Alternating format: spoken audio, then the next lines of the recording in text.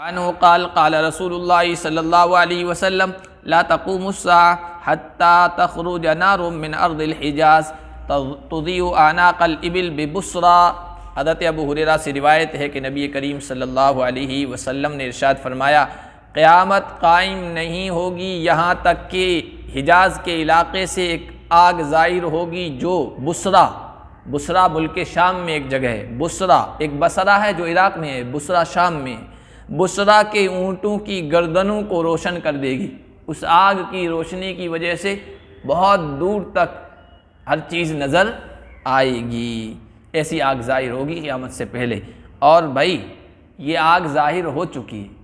मुहद्दिसीन और शारिहीन और तारीख़दां ये कहते हैं कि ये आग ज़ाहिर हो चुकी है 656 में, बाज़ आपने 654 का, 656 में मदीना और मक्का जिस इलाक़े में आबाद है ना जज़ीरतुल अरब के, उसको हिजाज़ कहते हैं। तो उस इलाक़े में ये आग ज़ाहिर हो चुकी है और तकरीबन 52 दिन वो इसी तरह जलती रही। और जिधर भी रुख करती थी, अगर पहाड़ भी होता था तो उसको पिघला के रख देती थी।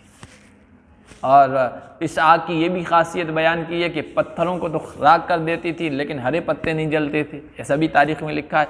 और आगे बढ़ती तो हरम जो मदीना का जो एरिया हरम मदीना में उसने कुछ भी नुकसान नहीं पहुंचाया, उससे आगे नहीं बढ़ी।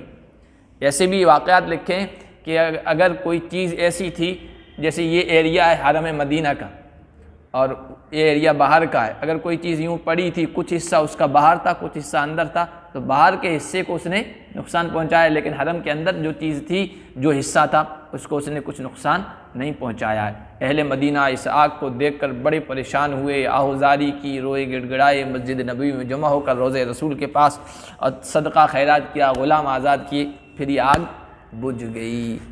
तो लिखते हैं कि ये निशानी ज़ाहिर हो चुकी है पहले।